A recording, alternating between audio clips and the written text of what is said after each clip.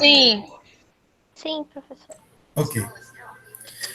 Então, boa noite a todas e todos, mais uma vez, sejam bem-vindas. Sâmia, Maria Isabel, Joyce, Niliane, Jéssica, Feijó, Letícia, Félix, Larissa Rodrigues, Rainara, Ronier, Vitória Barbosa, Ana Carolina, Brenda, Vanessa, Silva, Suiane, Samara, Vitória, Bruna, Gabriela, Leonice, sejam todas bem-vindas, todos bem-vindos a mais um encontro, a mais uma quarta-feira, com uma aula aqui comigo, professor Camilo, na disciplina de gestão escolar. Para mim é uma honra poder recepcioná-los, recepcioná-las, neste finalzinho de tarde, início de noite, já aqui no nosso Ceará maravilhoso, eu na minha casa, vocês na casa de vocês, nessa semana de Páscoa para a cristandade, para aqueles homens e mulheres que professam a fé em Cristo e que veem Jesus Cristo como um exemplo. Tem nessa semana um momento mais importante, né, que é exatamente a celebração da Páscoa. Páscoa significa passagem, e o momento que estamos vivendo é um momento muito sério, muito crítico, e daí a força da Páscoa precisar chegar a cada um de nós. Seja bem-vinda, Marliane, também, boa noite. E é com essa positividade que eu gostaria de recepcioná-los, de recebê-las, dizendo que hoje é o nosso, o último encontro com o conteúdo da nossa unidade 1. Né? Então, hoje é a nossa sexta aula, a gente tem o quinto conteúdo, e a gente encerra, assim, o trabalho de conteúdo da unidade 1. Semana que vem a gente tem um momento de verificação da aprendizagem, que é uma nova forma de organização da trilha que a FVJ propôs, né? Que vocês sabem, por toda essa modificação, nós estamos tentando estabelecer um modelo de ensino remoto, né? Porque isso aqui é uma tentativa de adequar parte da realidade que a gente está vivendo, ainda em isolamento, em distanciamento, isolamento social, ou seja, a gente não pode retornar 100% à presencialidade, e parte do que nós estamos fazendo aqui agora, a gente poder aproveitar quando a gente tiver condições de voltar para a convivência nas nossas salas de aula, lá no Aracati, lá na FVJ, nesse município que eu acho tão lindo, o segundo município mais bonito do Vale do Jaguaribe. Vocês sabem, né, que o primeiro é Jaguaruana, minha humilde opinião, né? Dito isto, a trilha é uma perspectiva de aprendizado onde vocês têm a independência de estudo dos conteúdos, né? Seja bem-vinda, Lissandra, também, à nossa sala de aula aqui. Que vocês têm, boa noite, que vocês têm esse princípio de independência onde vocês vão estudando os conteúdos, né? Tendo contato com os slides que a gente vai ver aqui na aula, por exemplo, também, né? Que é uma forma de reforçar esse estudo a partir da leitura do conteúdo, que é o texto, e, por fim, experimentar aquilo que vocês aprenderam com algumas atividades. E aí, a verificação da aprendizagem, na minha disciplina, vai valer pontos extras para a AP1, né? Ela vai valer pontos extras para a AP1. Na semana que vem, eu pretendo conversar com vocês sobre como funciona a minha avaliação. Eu sei que aqui na sala eu tenho talvez 2 ou 3 alunas que foram minhas alunas no semestre passado, e uma ou outra aluna que também foi meus alunos em outros semestres, porque está terminando o curso aqui, e sabe como é que é o meu processo avaliativo, né? E, na minha humilde opinião, isso também é uma questão que eu gostaria de deixar claro para vocês. Seja bem-vinda, Jéssica Fernandes. É uma questão que eu gostaria de deixar claro aqui nessa acolhida, sobre o que significa o processo avaliativo. Como educador, como educadora, você agora que está se constituindo, o processo avaliativo, ele revela muito de quem você é. Então, eu comecei a observar como é que o meu processo avaliativo, chegava até os alunos. Eu sempre disse para os meus alunos, para os estudantes que estiveram comigo nessa trajetória, com os quais eu também aprendi muita coisa. Eu sempre disse para eles que a minha avaliação não era um boato, ela era um fato. Eu sempre falei que na minha avaliação eu só exigia uma única competência, que era a competência da leitura.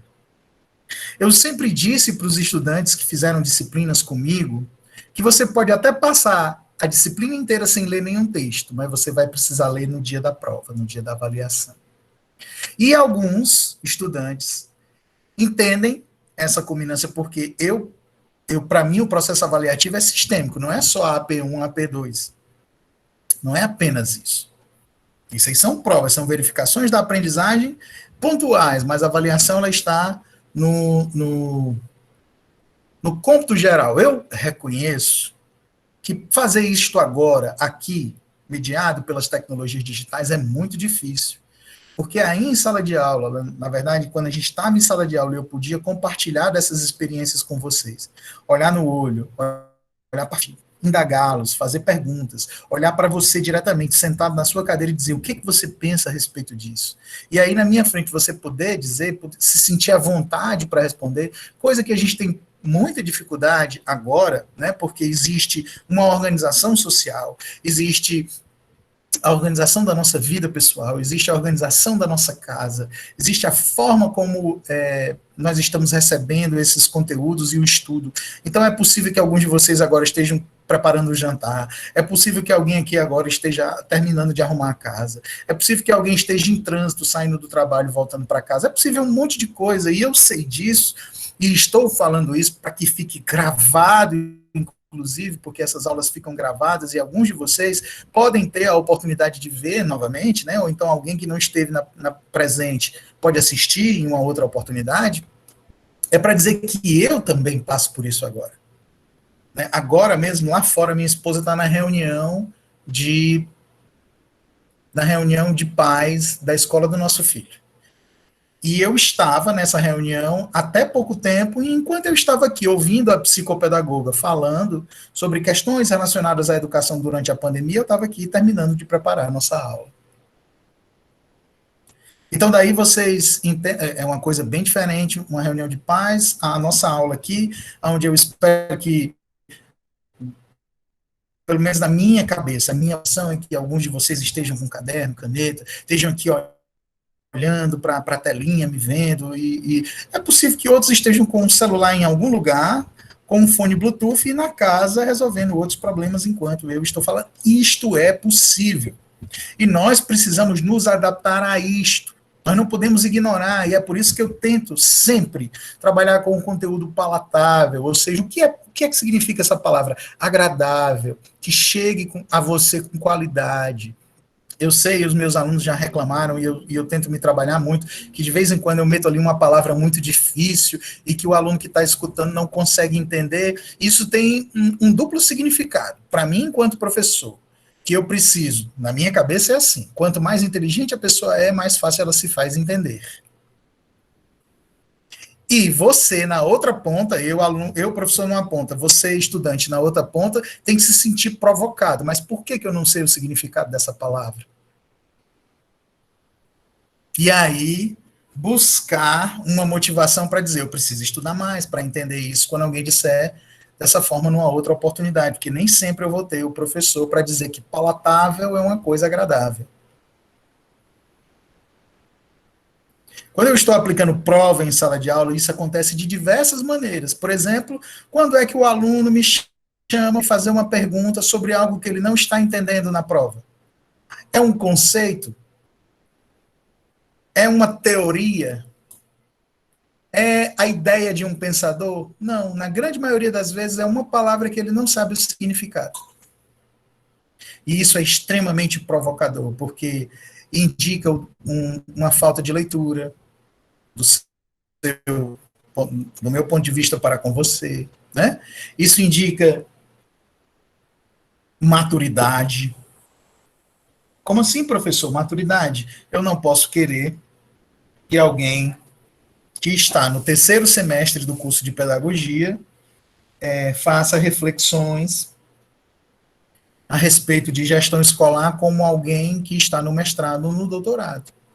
É como vocês, já, diante de suas crianças em sala de aula. Você não pode querer que uma criança de 10 de idade, entre o segundo e o terceiro ano, responda com a mesma maturidade que um pré-adolescente no nono ano, entrando para o ensino médio, ou então para aquele menino de 14, 16 anos que está terminando o ensino médio. Isto é para o seu filho, para o seu sobrinho, para a sua filha, para a sua sobrinha, para a sua filhada, dentro da sua casa.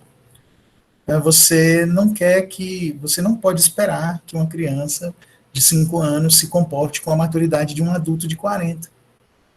E isso serve para nós. Por isso é que é um curso de formação. Por isso é que a gente chama de formação de professores. É por isso que vocês estão aprendendo aqui. E essa reflexão, ela é muito boa para a gente continuar aqui o nosso desafio e a nossa trajetória. Então, dito isto, na semana que vem, na aula de verificação, para corrigir aquelas questões, é uma aula mais dinâmica, não tem um slide, né, não tem... Eu até posso fazer um slide com as questões, só para ficar garantido para vocês o estudo, tá certo? Mas ela é uma aula de revisão, é uma aula onde a gente vai praticamente fazer uma discussão a respeito da nossa AP1, que eu vou lançar no sistema ainda essa semana e vai estar liberada para vocês a partir do dia 14, se eu não me engano. Não é? Então, pessoal, dito isso, alguma dúvida? Vocês querem fazer alguma pergunta, algum comentário? Vocês têm alguma consideração a fazer? Ou eu já posso iniciar a apresentação da nossa aula de hoje, que é muito boa e que, na verdade, é teórica, mas faz uma discussão muito importante em relação a essa questão do público e do privado na educação. Vou aqui perguntar, alguém quiser, liga o microfone, coloca no chat, faz uma perguntinha para o professor. Isso vai ser muito importante para movimentar a sala. É muito importante para mim.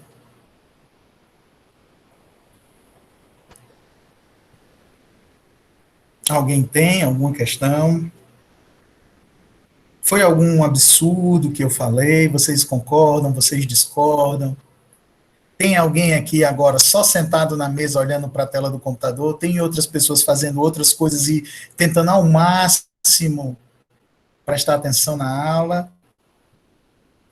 Eu concordo com o senhor. Em que momento, Bruna?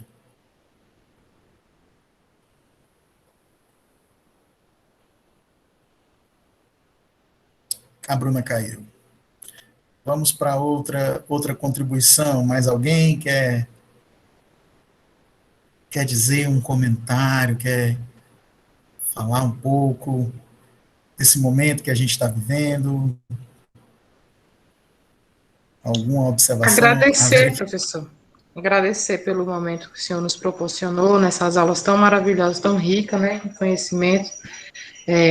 Quando o senhor fez a pergunta o que a escola fez por cada um de nós, né, eu acho que passou um filme na cabeça de cada um, e o senhor falou das bases sociológicas da gestão escolar, né, cada aula foi um aprendizado novo para nós, cada um de nós aqui, então a gente eu pelo menos falo, que temos só a agradecer pelo o conhecimento que o senhor nos repassou, né, espero poder pegar mais alguma disciplina com o senhor daqui para frente ainda, essa é a minha segunda disciplina, e é maravilhoso estar com o senhor, né, que sempre passou tão bem os conteúdos, né, de forma clara, que a gente entenda, mesmo usando, às vezes, palavras difíceis, mas o senhor sempre explicando explicando o significado da palavra, né, então é só isso mesmo, agradecer. Obrigado, Miriam. Obrigado mesmo, viu, pelo seu comentário. Muito importante para mim, tá certo? Agradeço. Espero estar fazendo bem esse trabalho com vocês aqui. Sobre a verificação da aprendizagem, eu coloquei lá no sistema, né, já coloquei no grupo, coloquei no AVA. Ele é um arquivo. Esse arquivo ele pode ser editado. Vocês podem abrir o arquivo, abrir no Google, no seu... Tudo bem, Isabel, se cuide. no seu editor, no seu Drive, e pode editar. Se não, você pode só fazer uma cópia, pode só responder num outro arquivo do Word e colocar lá na plataforma. Não tem nenhum problema, né? Eu vou ser questão 1, a resposta é essa. Questão 2, e aí você assina, põe o seu nome, embora eu saiba que cada um vai subir lá no seu lugarzinho que pode subir, né, dentro do seu ambiente virtual de aprendizagem. Então, não tem muito problema não, viu? Vocês podem colocar isso, que é a dúvida exatamente que a nossa colega Daniele Rebouças colocou aqui, tá certo? Então, iniciando os nossos trabalhos, Priscila Cruz, seja bem-vinda, boa noite. Boa noite. Então, iniciando aqui os nossos trabalhos de hoje, vamos ver aqui um pouco das definições apresentadas a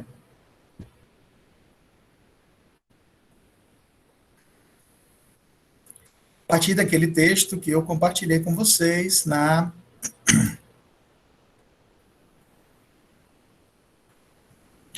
no grupo hoje, certo? A aula é a sexta aula, né? O nosso conteúdo é o conceito do público e do privado e suas implicações na ação escolar.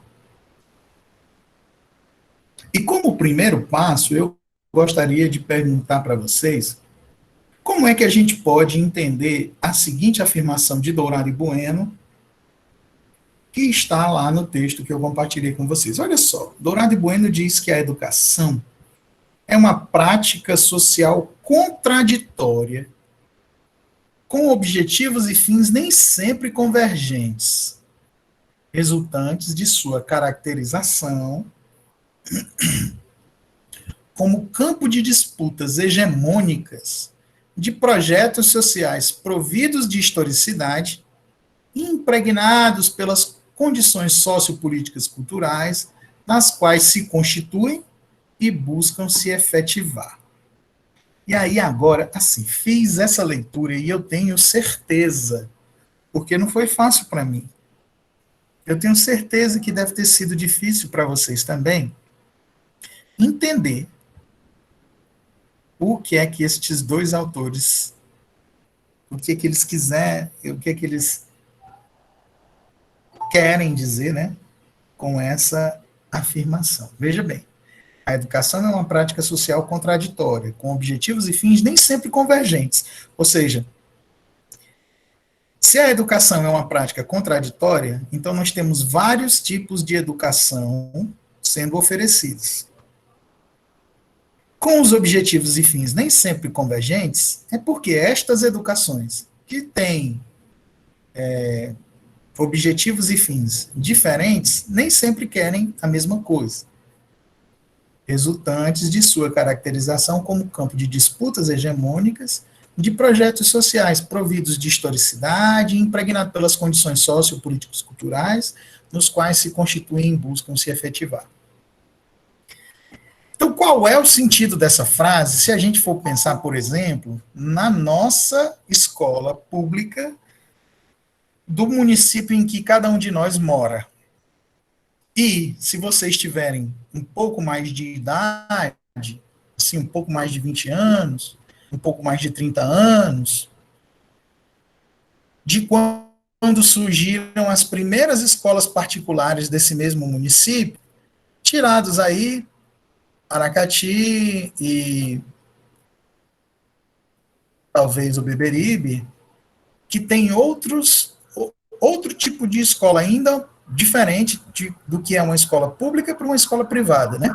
Que são as escolas confessionais, que são escolas pagas, né? Mas elas se assumem como filantrópicas, o que é diferente de uma escola particular, vamos dizer assim, como a gente conhece no nosso dia a dia. Por que é que os autores estão dizendo que a prática social educativa é contraditória, que os objetivos e fins nem sempre apontam para o mesmo lugar, ou seja, eles não convergem, né, eles divergem, Vocês já ouviram essas duas palavras, né? Convergir e divergir. E que isso tem uma razão simples. Elas foram feitas em campos diferentes, projetos sociais com histórias diferentes, né? Com condições sociais diferentes, com condições políticas diferentes, com condições culturais diferentes, e que, portanto, cada um deles, a seu modo, tentou, quando ele diz se efetivar, tentou se manter de pé. Então, assim, por que é que alguém diria que a escola, veja a primeira pergunta da nossa aula fazendo efeito hoje, né? O que a escola fez por você? E que escola era essa? Você estudava numa escola pública? Você estudava numa escola particular? Você estudou numa escola confessional, por exemplo, uma escola marista? Ou então, o Aracati tem outras escolas, né? Além dos maristas, tem os salesianos, e além dos salesianos, eu acho que tem o Instituto São José, ou eu não sei se eu estou me confundindo, né? Caso vocês tenham algum barulhozinho, meu filho está subindo aqui a escada, e aí vocês vão ouvir ele falando. Alguém está me dizendo que está travando muito. Vocês podem confirmar se vocês estão me ouvindo direitinho aí? Ou se continua travando, Niliane? Acho que é a minha internet mesmo. É a minha, professor. Acabou de cair. Voltou aqui agora. Obrigada, desculpa. Rainara está dizendo que está normal. Mais alguém para dizer que está normal? Está normal, professor. Para mim também está normal. Tá normal, né? Certo, ok.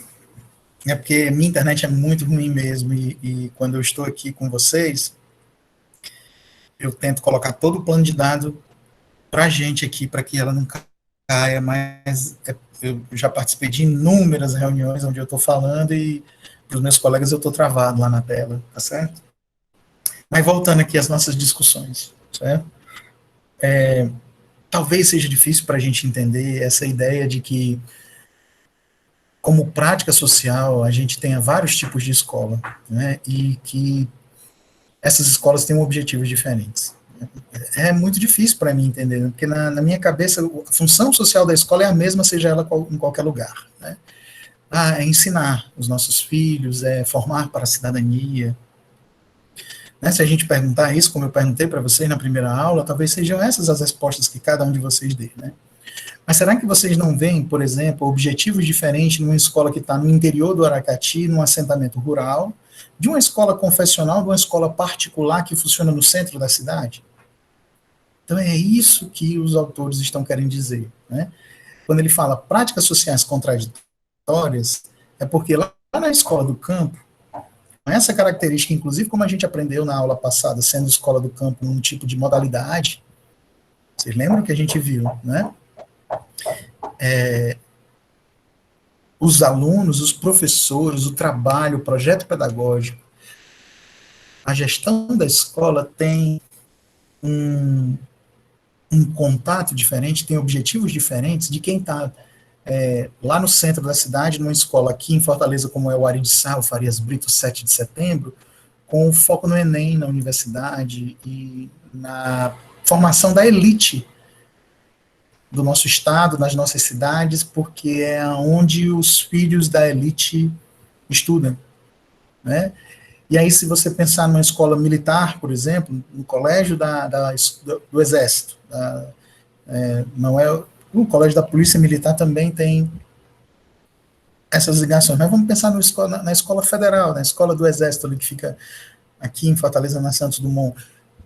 Eles devem pensar de uma outra maneira diferente também, eles devem educar de uma outra maneira diferente. É por isso que ele diz que a educação é uma prática social contraditória. Que existem várias formas de oferecer esse princípio educativo. Se a gente pensar numa escola indígena, se a gente pensar numa escola quilombola, se a gente pensar numa escola confessional, como é, por exemplo, uma escola adventista, uma escola batista, uma escola, enfim, marista, né, católica, salesiana, né? Então, assim, a gente vai ter outros princípios de educação que vão estar ali, mesmo no fundo, a gente pensando que a função da escola é a mesma. né? E aí o que resultou nessas escolas tão diversas é exatamente o que ele diz na frase seguinte, né? Projetos sociais providos de historicidade e impregnados pelas condições sociopolíticas e culturais nos quais se constituem e buscam se efetivar. É tanto que, durante os anos 80, os anos 90, as escolas confessionais tinham tanta força, né? O que era, por exemplo, a Escola Marista em Aracati, o que era o Instituto São José, o que eram os salesianos, eram grandes potências, né? E aí, o que são hoje? Vocês veem que a Escola Marista de Aracati ainda hoje tem status e é diferenciado o ensino, tem uma ligação com os irmãos maristas, mas eles são meio que filantrópicos e recebem alunos da prefeitura. Eu acho que tem uma outra característica, se alguém pudesse me confirmar aí no chat, eu ficaria muito feliz para saber se eu não estou falando nenhuma besteira, né? Nosso coordenador, por exemplo, o Renildo, durante muito tempo trabalhou lá, né, lá no Marista, não sei se ainda trabalha. Alguns dos nossos alunos hoje são professores lá e tal. Então, assim, eu sempre ouvi falar, e eu me lembro do que era o Colégio Marista nos anos 80, quando eu morei na Jaguaruana, e a elite, os filhos da elite da minha cidade iam estudar em Aracati e em Russas, nas escolas confessionais. E quem ia para o Aracati ia estudar no Marista, né? Que na época era uma escola confessional, mas era particular, porque se pagava uma mensalidade. Então é disso que nós estamos falando, e isso foi um tempo de muito crescimento, e de lá para cá, né, depois dos anos, na virada dos anos 2000, o que aconteceu no país inteiro foi que essas escolas, ainda hoje elas são muito fortes, existem em muitas cidades do país, mas essas escolas foram diminuindo o seu campo de atuação, e muitas delas foram fechando. Né? Aqui, por exemplo, dessa mesma rede, né, que os colégios maristas, aqui em Fortaleza, o Colégio Marista Cearense fechou. Ele não funciona mais como escola para crianças e adolescentes, de educação básica, né? Hoje, acho que hoje lá é uma faculdade. Então, vejam só, o momento da história e a afirmação sociopolítica cultural segurando essas ideias de escola. E daí, continuando a discussão, Estevão, um outro autor que o texto traz, ele vai mostrar exatamente essa diferença do que é o público e o privado. Também com algumas palavras difíceis, mas estou eu aqui para vocês perguntarem, se tiverem alguma dúvida, e também para eu poder explicar, se assim for o desejo de vocês. O público, e aí agora ele vai tentar fazer essa diferenciação, né? O público aparece a miúde, vocês já ouviram a palavra a miúde na música do Zé Ramalho, né?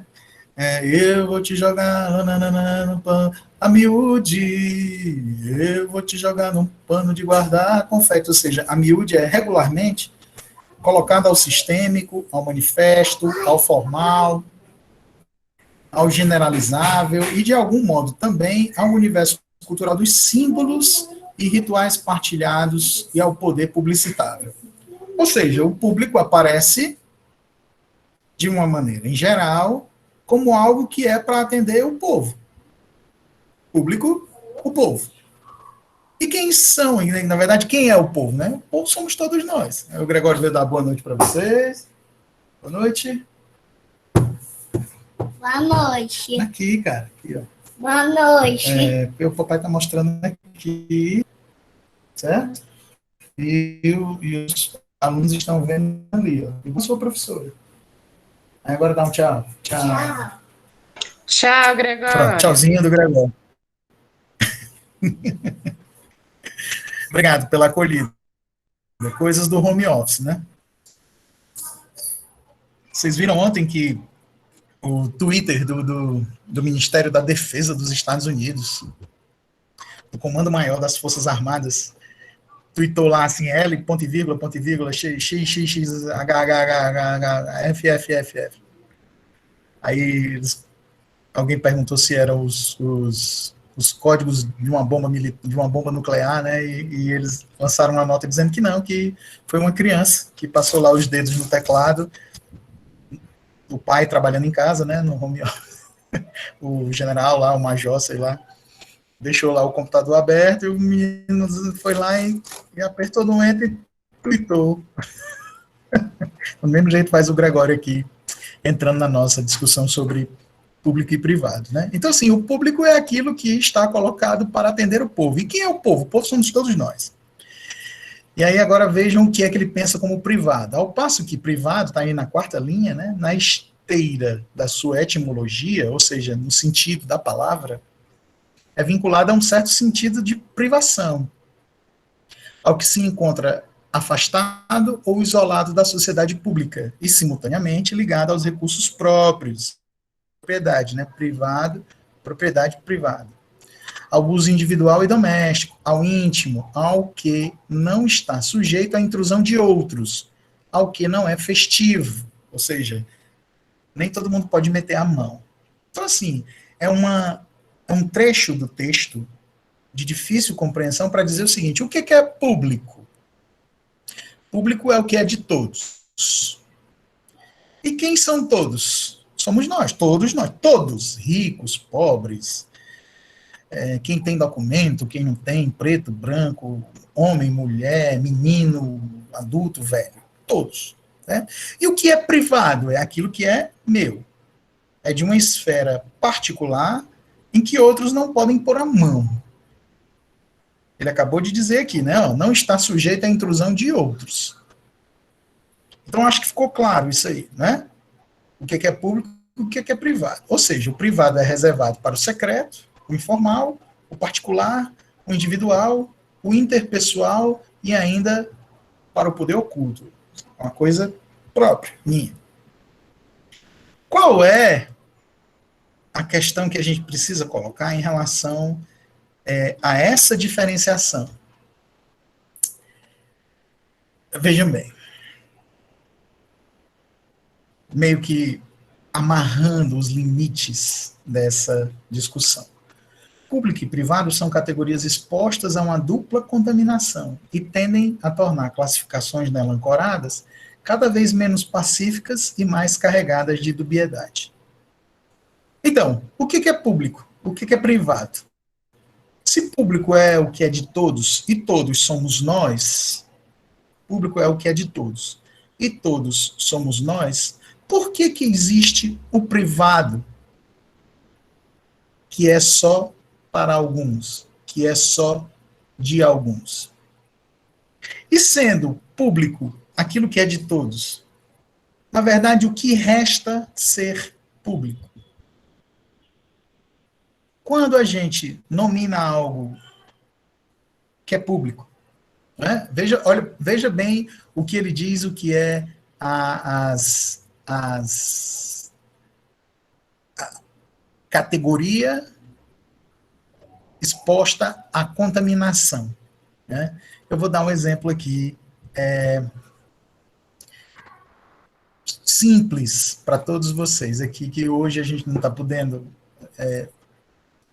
desfrutar disso, mas que eu tenho certeza que todos vocês já tiveram essa experiência. Por exemplo, o banco da praça. O banco da praça é público. Né? Acho que todo mundo concorda comigo. O banco da praça é público. Né? Sendo público, nós vamos dizer que é de todos. Sendo todos nós, o banco da praça também é meu.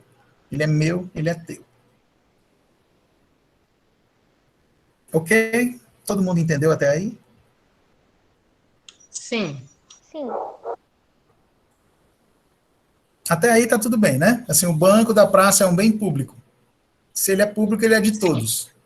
Se é todos, eu faço parte de todos. Então, ele é meu. Vocês começaram a entender aí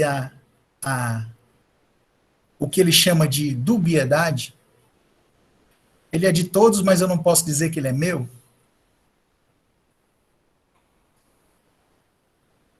Então, como é que seria a melhor forma de dizer?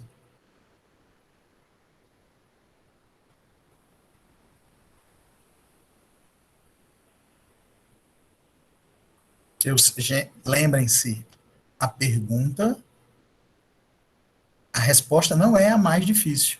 A resposta é a mais simples. Eu tenho certeza que aí em casa alguém pensou na resposta.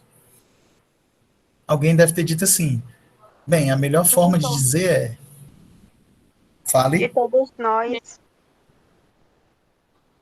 Ele é de todos nós. Joyce disse, ele é nosso. Não é isso?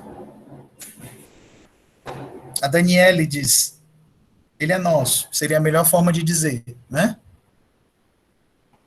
Mas ele é de todos. E quem são todos? Não somos nós todos? Eu não faço parte de todos? Então ele é meu. Mas qual é a melhor forma de dizer essa frase? Ele é meu. A melhor forma de dizer seria, ele não é só meu. É o que a Daniela disse assim, ele é nosso. Isso dá mais essa característica de coletividade. Mas essa resolve só a primeira parte da questão, porque a segunda parte da questão diz respeito aos deveres, porque eu estou aqui falando de direitos sobre propriedade. Mas e aí sobre os deveres? Se eu posso desfrutar do banco, eu também tenho que cuidar do banco. E aí, nessa hora de cuidar do banco, é que talvez eu abra mão do direito que eu tenho sobre ele. Então, aquilo é meu, até determinado ponto, mas se ele necessita de cuidado, se ele precisa de uma intervenção minha, e onde eu vou, por exemplo, gastar um recurso que é da minha esfera privada, então eu talvez não me comporte tanto como possuidor de algo que é da coletividade.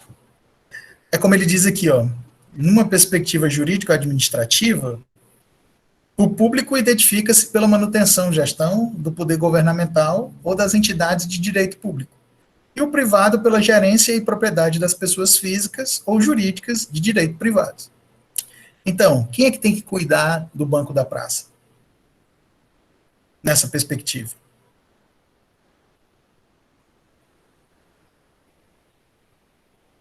O povo, no caso, as pessoas. Não, o poder público. Numa perspectiva administrativa e jurídica, o público se identifica pela manutenção e gestão do poder governamental ou das entidades de direito público. Então, assim, eu vou lá, eu e você, nós vamos lá, a gente senta no banco. Mas se alguém quebrar o banco, quem tem que ir lá consertar não sou eu, nem é você.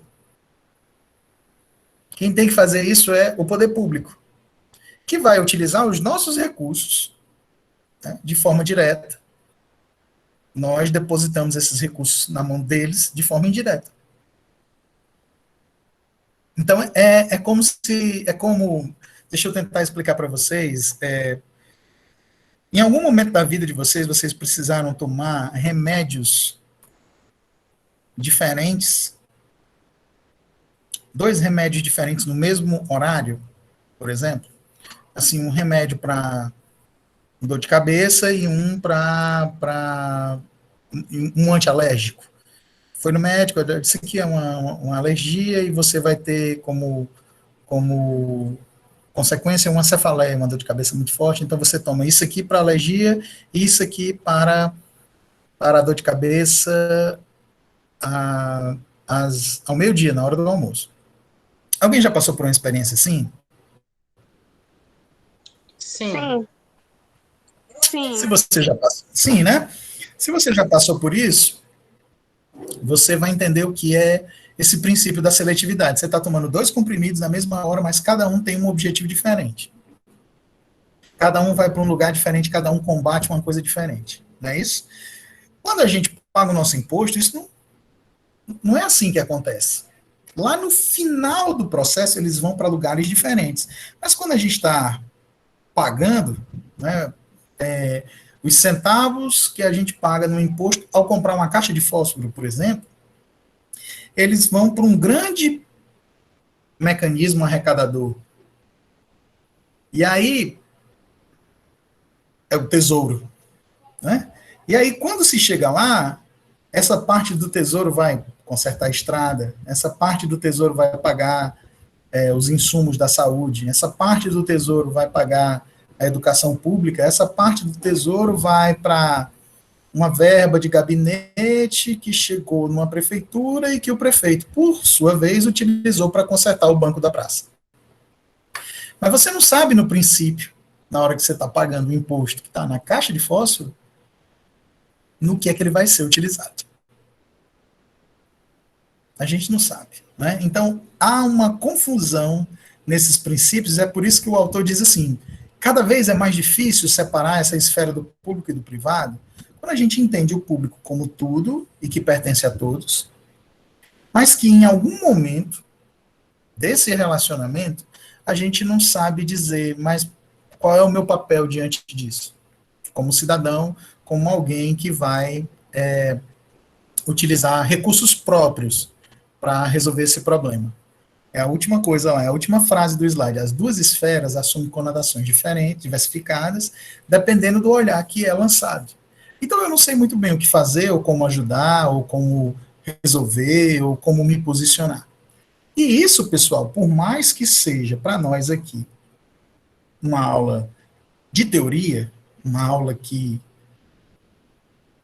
tente explicar essas diferenças entre o que é público e o privado, nós temos uma situação concreta, na verdade não só uma, né, mas diversas situações concretas no nosso dia a dia que vão poder nos colocar para pensar a respeito desses dois conceitos. Quer ver? Vamos para o nosso estudo de caso, tá certo? O nosso estudo de caso hoje, gente, ó, quando eu falo que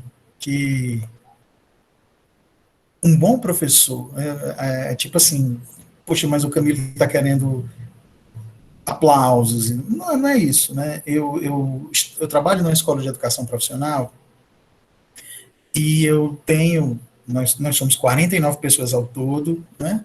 Mas eu tenho lá 8 professores técnicos. Esses 8 professores técnicos, vocês aqui, acho que foi numa outra aula que a gente conversou que muitos de vocês aqui estudaram nas escolas profissionais, né? Esses 8 professores técnicos, eles são técnicos, técnico em informática, técnico em eletromecânica, eles não são professores como vocês que estão fazendo um curso de licenciatura, ou seja, estão sendo formados professores, né? Então, nós já recebemos, por exemplo, professor lá que nunca fez um plano de aula, que ele não sabia preencher um diário, que ele não sabia o que era o projeto político-pedagógico na escola. Por quê? Porque ele era um técnico. Ele era um técnico em informática com grande experiência empresarial, capaz de ensinar tudo ali de um sistema, mas quando ele chegava na frente de 40 meninos de 16 anos de idade, ele não sabia, por exemplo, planejar a aula para dizer que no início eu vou falar sobre isso, 5 minutos eu vou dar esse exercício, 10 minutos eu vou conversar sobre isso. Mas aqui, por exemplo, eu fiz uma aula onde o caso de hoje tem tudo a ver com essa questão do público e do privado, tá certo? Bote aí no chat que você entendeu o que eu estou dizendo, um ok, que eu vou passar para a leitura do nosso problema de hoje, né, nessa nossa metodologia ativa de estudo de caso na aprendizagem baseada em problemas. Então, hoje,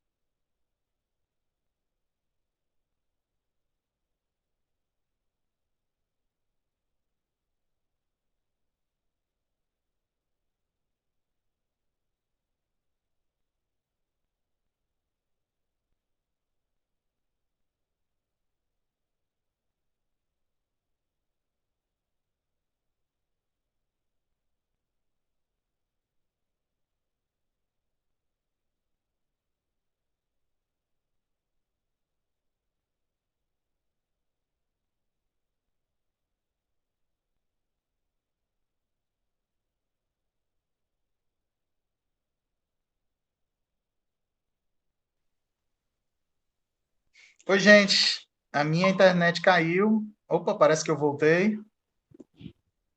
Oi. Estou aqui no 3G, mas parece que eu voltei aqui.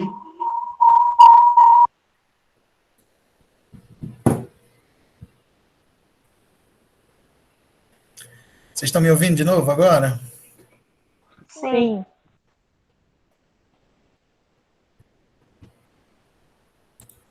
Então vamos lá. Tá certo? Eu estava começando a leitura do estudo de caso, não era isso? Sim. Já tinha lido, não? Onde vocês tinham ouvido alguma coisa? Não, Não, você ia começar. Pronto, então vamos lá. No final, eu estava pedindo para vocês me dizerem se essa leitura do caso aqui, o que a gente está vendo, semana levamos um grande estrutura material da escola, tá bom? Vamos lá. Estou aqui de novo, se tiver alguma questão, vocês me põem aí no chat. Nessa semana levamos um grande susto, um pedaço do muro da frente da escola caiu depois da chuva que ocorreu pela madrugada. Ninguém se feriu, mas foi por pouco. Logo depois do ocorrido, os primeiros estudantes começaram a chegar. E motivado pelo acontecimento, o diretor e diretora da escola resolveu fazer um levantamento da estrutura física de todo o prédio.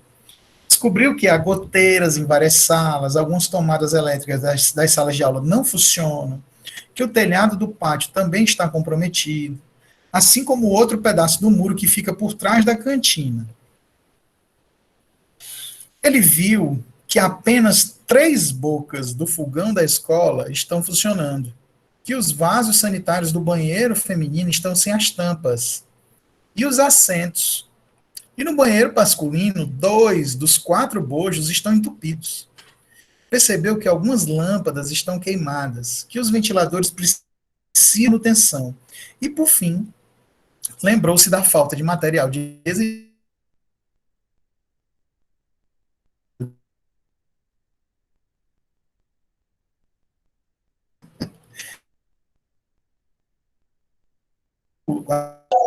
Tá travando só para mim ou para todo mundo? observação Travou um pouquinho pra mim. na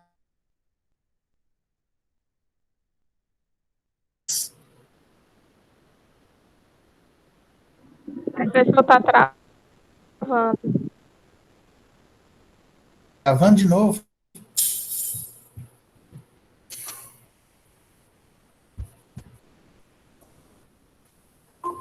Travando de novo, gente. Travou. Travou no finalzinho da leitura, foi?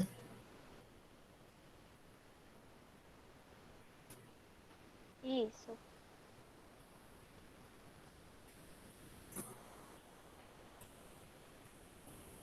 Percebeu, nessa partezinha aí, foi, gente? Percebeu que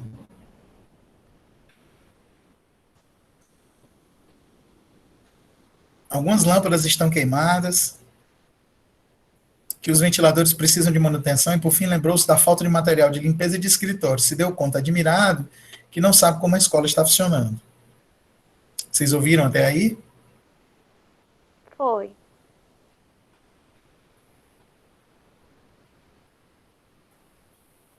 Pessoal? Ok? Ok. Minha pergunta: é possível isso acontecer? Totalmente Sim. possível, professor. De vez em quando a gente assiste uma matéria na televisão que passam escolas nessa situação? Infelizmente, Aqui mesmo, né? muitas escolas. Eu acho que Aqui até mesmo, antes da escola ficar pronta, a escola funcionava em containers, né? Aí teve um tempo quando chovia, os meninos não podiam ir para a escola porque estava dando choque. Então, acontece demais. Então, bora lá, para a gente ir para perguntas, para as perguntas. Como é que vocês acham que a escola chegou a tal ponto? O que é que aconteceu para que a estrutura física ficasse tão depreciada assim? Em que aspectos o trabalho dos professores e a aprendizagem dos alunos é influenciado por tais questões? Como o poder público tem se comportado diante dessas questões? E se com a queda do muro alguém tivesse se machucado? Então essa é a nossa situação problema. E a pergunta geradora é: o que fazer diante da situação para melhorar a estrutura física da escola?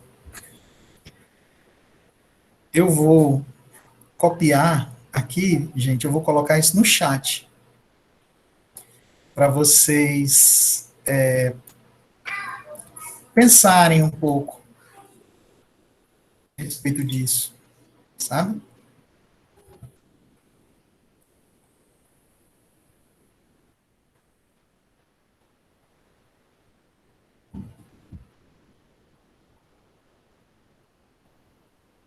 E, por fim,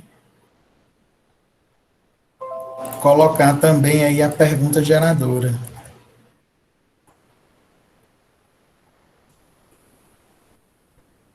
Professor, Pronto. Oi, Sâmia. eu posso só fazer uma reflexão, assim? Pode, claro. Porque quando eu estagiei na prefeitura e na parte da Secretaria de Educação. E como eu me formei em eletrotécnica, a gente a gente observava o que é que tinha de problemas nas escolas, né? E a gente foi em várias escolas do município, na época do meu estágio, e a gente presenciou cenas até piores do que lâmpadas queimadas. A gente presenciou salas de criança com cabeamentos sem proteção, ou seja, crianças podiam tomar choque, né? A descarga elétrica. E presenciou cenas piores. Eu fui mesmo num teatro público daqui, do município de Beberibe, e o telhado estava caindo. Então, já não podia mais nem ninguém frequentar, né? Então, a gente percebe que tem um descaso muito grande. Quem estudou em escola pública sabe, na minha escola que eu estudei no ensino fundamental, até o ano passado, né? Eu já tenho 21 anos, então eu estudei o ensino fundamental todinho lá, e esse tempo todo, só até o ano passado tinha um problema com a fossa esgoto, que tinha um cheiro horrível, e as crianças estudavam perto, as salas eram perto, e só foi resolvido no ano passado por conta de ano político, né? Aí a gente pode se tirar daí, né? Eu tenho certeza que quem estudou em escola pública já passou por diversas situações como essa. Obrigado, Sâmia. Vejam aí as perguntas que estão no chat, assim, né? A Niliane está colocando, né, que falta de manutenção, de repasse, né, como ela colocou. Mas, baseado no que a gente estudou hoje, nessa diferença entre público e privado, nessa questão que está se colocando, né, como é que a escola chegou a tal ponto? Irresponsabilidade dos gestores, irresponsabilidade do poder público, né? Os próprios estudantes, os próprios alunos, os pais, a comunidade, só porque é uma escola pública para atender o público. Nós não vimos isso acontecendo durante o tempo e não fomos cobrando, não fomos trabalhando. Se tivermos feito isso, como Sâmia acabou de falar, de algo que ela acompanhou durante muito tempo, que só foi resolvido agora, no período político-eleitoral, né? Como é que nós permitimos que isso aconteça durante todo o tempo? Por que que nós não temos forças? Melhor dizendo, né? Eu acho que a pergunta melhor seria essa. Por que que nós não temos forças para fazer acontecer isso? Há esta grande confusão entre o que é público e o que é privado. Vocês conseguem fazer uma reflexão a respeito disso? Daniela está dizendo que existe o abandono da sociedade, né? E aí, esse abandono, Daniela, é talvez por causa disso, que aquilo que é público não é meu, e, portanto, por não ser meu, eu não vou defender como se algo que fosse meu tipo, eu não estou pagando a mensalidade, ou pelo menos eu não vejo saindo ali no meu bolso o pagamento da mensalidade, que é aquela história do remédio, né, que eu expliquei, diferente do remédio que você toma, que vai para... Você sabe que vai resolver problemas diferentes, quando você paga o seu imposto no início do processo, você não sabe para onde ele vai lá no final. Não tem como dizer que aquele centavo foi para consertar o muro da escola. Não tem como dizer isso. Há um jogo político muito grande, uma articulação muito grande. Né? Como é que vocês pensam a respeito disso? Alguém quer ligar o microfone aí, fazer uma contribuição? Né? Falta de gestão e só se culpa a gestão. Então, a gente pensa também na sociedade, porque a pergunta geradora é exatamente isso. O que fazer para resolver? Né? O que fazer diante da situação para melhorar a estrutura física da escola? Onde é que a gente pode confundir a história do público e do privado? Porque Sâmia foi o prefeito que resolveu o problema da fossa da escola que você estudou o ensino fundamental. Mas quem de vocês aqui já não viu, já não acompanhou, por exemplo, um diretor, um professor, os alunos fazendo uma rifa para consertar alguma coisa dentro da escola? Os alunos fazendo um bingo, uma iniciativa própria de pais para resolver algo dentro da escola. Quem aqui já viu isso? Inclusive, professor, em uma das escolas que eu visitei na época do meu estágio, os pais doaram vários equipamentos para a escola, vasos sanitários, cerâmica, tudo que fosse preciso para a reforma da escola, os pais doaram, né? Só que estavam esperando o município dar a mão de obra. E até hoje eu acho que o município não deu. Aqui também onde eu moro, elaboraram uma vez foi um projeto. E os alunos passaram o sábado todinho limpando a escola, pintando os muros, limpando o ventilador. E só que eles colocaram de uma forma que os alunos não sentiram tanto, porque teve uma competição entre equipes, e quem conseguisse mais coisa, quem conseguisse mais doação, essas coisas assim, tinha um certo prêmio. Eu acho uma situação muito complicada você dizer assim, a culpa é de quem apontar, porque eu acho que vai todo mundo, porque se a escola chegou a essa calamidade toda, faltou um olhar do diretor, dos professores, até mesmo dos alunos, e se alguém via, ninguém tinha coragem para responder, porque para dizer, né? Porque no caso o diretor só percebeu quando o muro da escola caiu, porque ele foi analisar toda a escola, e porque ele viu os problemas. Responsabilidade da comunidade escolar toda, né? De todos nós. Então, acho que falta um pouco disso, de compartilhar os problemas, tanto a comunidade escolar quanto aos governantes, né?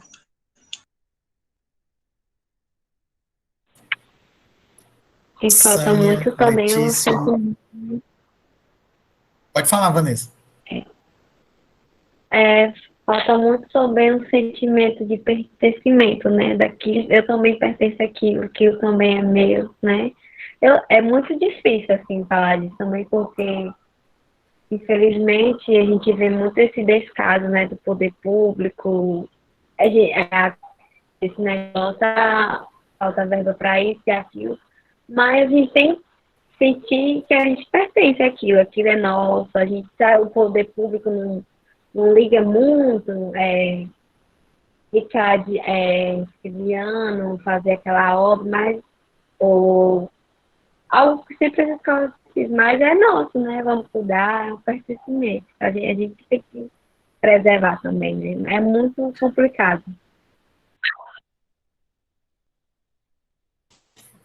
Olha, gente, Sâmia, Vanessa, Niliane, Letícia e Daniele, que se posicionou aqui no chat, falando sobre uma questão de transporte relacionado às crianças lá, que a filha dela estuda, né? Eu não sei, para mim travou. Larissa? Só para Larissa que travou ou para mais alguém? Para mim tá normal, professor. Tá normal. Pronto, então eu quero dizer o seguinte, para vocês que se manifestaram, eu não sei, obviamente, como é que todos estão recebendo o conteúdo, né? Eu não sei como é que vocês entenderam isso, mas eu preciso dizer para os outros estudantes, para os outros que estão aqui na sala de aula agora, se vocês entenderam parecido com o que as meninas contribuíram, então vocês entenderam o texto. O texto serviu para isso, para a gente falar desta dificuldade de separar o público do privado. Então, vocês colocaram aqui, uma foi colocando e a outra foi se complementando, vocês foram se complementando, né, as questões, ou seja, Vanessa arrematou, é muito difícil fazer essa separação se a gente não tiver um sentimento de pertença, que nos diga que aquilo que é público é nosso. E aí, por quê? Porque na nossa cabeça o que é meu é aquilo que eu comprei, é aquilo que me pertence, é aquilo que está sob o meu poder, é o que eu posso administrar ou não, né? Tem um poeta, Vitor Hugo, dizia que só é meu aquilo que eu posso dar. Veja bem, ó, só é meu aquilo que eu posso dar, que eu posso me desfazer, né? Acho que tem uma pessoa, Larissa?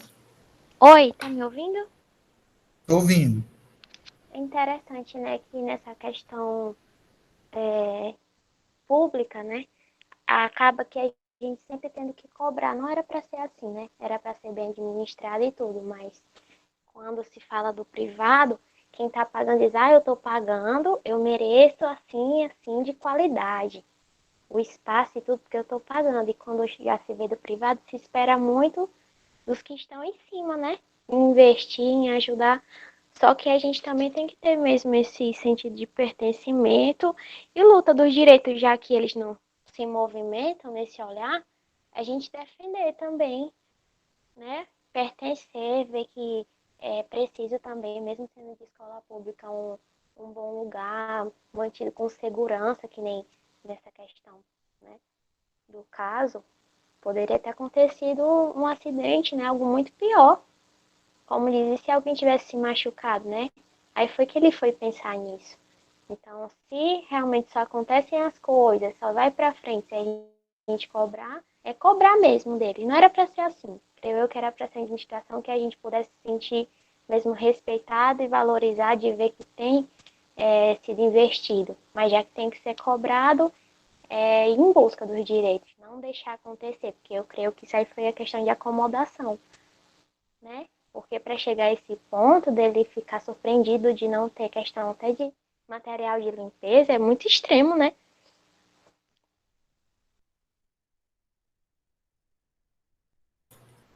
É extremo, mas é verossímil, né? É assim, acontece. Acontece, infelizmente, da pior maneira possível, né? Porque, assim, que bom nessa história que ninguém se feriu. Mas, por exemplo, ano passado, ano 2019, aqui em Fortaleza, o muro de uma escola caiu e matou um aluno. Nesse período de chuvas, matou uma criança de 10 anos de idade, né?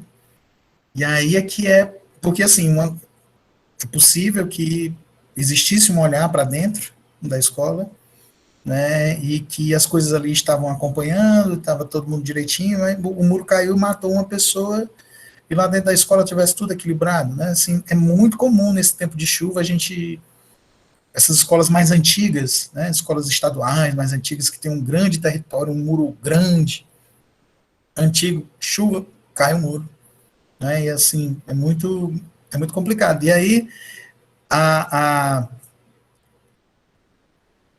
a descrição do evento ela é muito extrema, né, porque vai falando sobre isso, e porque, por exemplo, gente, pode ser assim, um ventilador queimado, ele não é muita coisa, mas você tem 12 salas de aula, e vamos dizer que você tem 4 ventiladores em cada sala instalados, né, então, assim, são 48 ventiladores. E aí, um por sala não é muita coisa, mas quando você soma todos os outros ambientes da escola, aí de repente você tem 20 sem funcionar. É disso que eu estou falando, né? Às vezes é só um ali naquele, é pontual, e isso vai passando, e de repente um vira 2 e 3 e outros mais. Né? Mas eu vou dar aqui um depoimento próprio, assim, como gestor escolar. Eu cheguei para ser diretor de uma escola que tinha tudo, não faltava absolutamente nada, do ponto de vista de material de expediente e de escritório, né? Não faltava absolutamente nada, mas era adquirido de uma forma que eu não concordava. que quando eu tomei conhecimento eu não concordei, né? E aí eu deixei de adquirir da forma como era adquirida antes. E passei a fazer um outro processo de aquisição. E por causa disso, os banheiros da escola durante 6 meses foram limpos só com água sanitária, porque eu não conseguia comprar desinfetante. Então, assim, é um exemplo que eu vou dar para vocês, foi consciente, existia o recurso, e aí, por conta da burocracia, veja, alguém até falou em recurso aqui, eu não conseguia comprar desinfetante. Porque a gente colocava na licitação e aquele item dava fracassado. A gente colocava na licitação e quem cotava, cotava acima do que a gente tinha previsto, né? Por exemplo, a gente tinha previsto R$ 2 por 1 litro de desinfetante e as propostas chegavam a R$ 2,10, R$ 2,15, R$ 2,20, e eu, como gestor, não posso classificar nenhuma dessas propostas que estão acima da minha previsão. É claro que eu estou dando só um exemplo aqui, né? Porque quando a gente trabalha com recurso público e com licitação ou tomada de preço, a gente faz isso para otimizar o recurso. Então, a gente compra daquele que ofereceu o menor valor, né? Eu passei 6 meses, de compra a gente passou 4 meses, mas aí de entrega e pagamento, 6 meses para poder ter um cheirinho no banheiro, porque antes era só água sanitária, cloro, que era o que tinha disponível na escola. Então, assim, é possível que exista má gestão, é possível que que não existam condições de trabalho, é possível também descaso público, tanto dos gestores maiores, né, do prefeito, do governador, do presidente, de quem está ali comandando a política pública, e também a responsabilidade nossa, como muitos de vocês apontaram aqui, de não ter a perspicácia, ou então de não se sentir pertencente àquela instituição, ou então de, não, isso não é minha função, isso aí não é minha obrigação. Professor, Olha, eu quero dizer até mesmo do zelo, né? Do cuidado, e também do né? zelo, exatamente. E aí, lá no texto, no slide, vinha dizendo, características culturais. É da nossa cultura destruir o que é público. Eu não sei se vocês concordam comigo, mas... E podem discordar, tá bom? Mas eu vejo muito isso. Em escola pública que eu já estudei, dos alunos, né, quebrar carteiras até novas mesmo, né, que tinham chegado, tão bonitas que eram, às vezes eles queriam ganhar uma coisa de outra forma, através da violência ali, e quebravam. Então, era um recurso que vinha e acabava sendo desperdiçado, que precisava comprar novamente, não tinha. Tinha que ser investido em outra coisa e ficava sem cadeira. E os próprios alunos que tinham feito isso. Eu vou dar um exemplo assim, sabe, assim, cruel. Vanessa, pode falar, Vanessa. E é algo que vem do bolso do cidadão, né, que faz parte da sociedade. É a gente que trabalha e paga indiretamente, né? Falta muito isso. Aqui também é meu, porque indiretamente eu comprei isso e aquilo, estou trabalhando, estou pagando impostos. Isso é meu. Eu vou dar um exemplo aqui para a gente encerrar, já avisando para vocês que a frequência está no chat, viu? Eu estou muito feliz com essa aula de hoje, eu espero que vocês também. Mas eu vou dar aqui também como gestor, certo? Quando eu assumi a escola, eu tinha uma grande preocupação. Para mim, não devia faltar pincel para o professor e não devia faltar papel higiênico no banheiro. Na minha cabeça, era assim, poxa, que tipo de diretor eu quero ser? Eu quero ser um diretor que trata bem as pessoas. E eu fui um professor que trabalhei numa escola pública que não existia pincel para professor. Se eu quisesse, eu comprasse no meu bolso.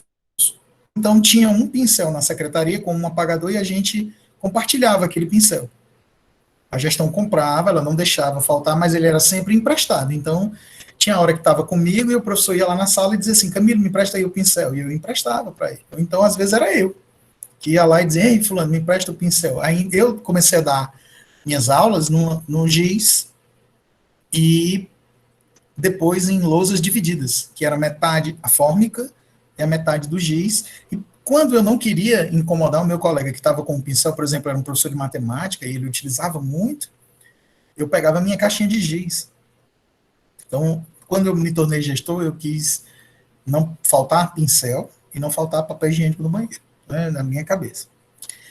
Até no dia que a administradora lá da escola, a assessora financeira, chegou e disse assim, olha, não vou mais botar papel no banheiro masculino. Eu digo, por quê?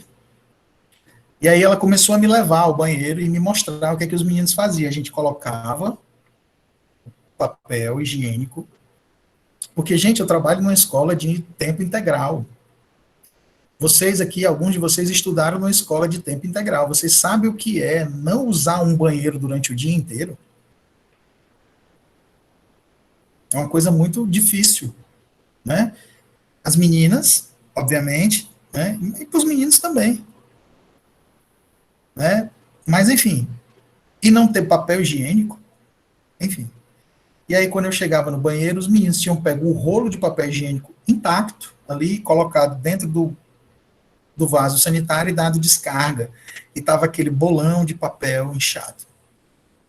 1, 2, 3, 4, 5, inúmeras vezes. Até a assessora dizer, olha, não vou botar mais, porque é só estrago. E eu ter que concordar com isso. Eu digo, tudo bem, tá certo. Né? Vejam como isso sei lá, até difícil de entender por que alguém pega o rolo de papel higiênico e joga dentro do vaso sanitário. Então, assim, isso é um exemplo de como é que a gente pensa essa questão do público e do privado a partir da nossa vivência na escola, por exemplo. E que vocês, quando estiverem como professores e futuros gestores, vão precisar administrar questões relacionadas a isso. Diga, Nessa Larissa. situação que o senhor falou, vai muito do que a Vanessa falou, que eu achei muito interessante, né? Porque a pessoa pensa que não está pagando por aquilo, porque é público. E principalmente porque é público, a gente tem pago com nossos impostos. Vai do suor do nosso rosto, do suor dos nossos pais. Então, as pessoas não têm esse conhecimento. E acabam que nesse aluno, acredito eu, que como eu estudei na escola que isso aconteceu também, da mesma forma, eles faziam também por vandalismo e para chamar a atenção também dos professores, achavam que aquilo ali prejudicava o professor, prejudicava o diretor, a gestão, sendo que aquele recurso ali saía do bolso dele também. Mas ele achava que estava prejudicando ali, uma visão muito assim, fechada, sabe? Sem imaginar que estava prejudicando a si mesmo também. Né? Então, ele tem essa visão. Sem assim, dúvida. Ele não precisou usar o papel higiênico, né? Isso, eu tô com raiva, vou fazer isso. No outro dia, o camarada que quebrou a cadeira e no outro dia precisou ir buscar uma cadeira em uma outra sala. Porque isso aconteceu muito. Eu estudei em escolas que não tinha cadeira para todo mundo. E mesmo assim apareciam cadeiras quebradas. Eu vejo essa confusão na nossa mente, né? O que é público, o que é privado, porque muito provavelmente o cara não quebra a cadeira na casa dele, ele não joga o rolo de papel higiênico no vaso sanitário na casa dele. Porque há essa visão do que é público e do que é privado de forma equivocada, confusa. E é um desafio para nós, né? É um desafio muito grande, né? A Daniela está dizendo que falta de cuidado é achar que não vem dos nossos bolsos. Pois é a história do remedinho que vai para cada coisa e do imposto que a gente paga aqui, gente. A internet que vocês estão usando, a eletricidade que está alimentando os celulares, os computadores, tudo tem ali uma pontinha de imposto que sustenta todo o resto, né? Que sustenta todo o resto. E essa definição de público e privado se confunde na nossa mente todo tempo e a gente tem que aprender a lidar com isso, nessa perspectiva de sermos gestores, professores, futuros diretores, coordenadores. Pessoal, ainda faltam 4 pessoas para encher a frequência, tá certo? Eu quero agradecer demais pela aula de hoje. Vou aqui parar a gravação. Espero que vocês tenham gostado também. Encerramos, né? Eu espero que também todo mundo tenha aprendido um pouco mais hoje. E eu fico muito feliz com o retorno de vocês. Tá bom? Alguém quer dar algum feedback? Obrigada, professor. Muito obrigada mais uma vez. Boa noite. Boa noite. Boa noite, Foi professor. ótimo, professor. Boa noite. Boa Levar a noite. gente essa consciência mesmo, né, do cuidado, lembrar isso é muito importante. Boa noite, Obrigado. professor. Boa noite, Lição. Bom feriado. Você também, Boa feliz noite, Páscoa. professor. Boa Semana Feriado a Santa. todos. Até a próxima aula. Boa. Feliz Páscoa para Tchau. todos, todas. Até a próxima Páscoa, semana. professor. Boa Deixa eu noite dar a uma olhadinha. todos, boa noite, professor. Bom feriado para você e toda a sua família. Obrigado, feliz Páscoa.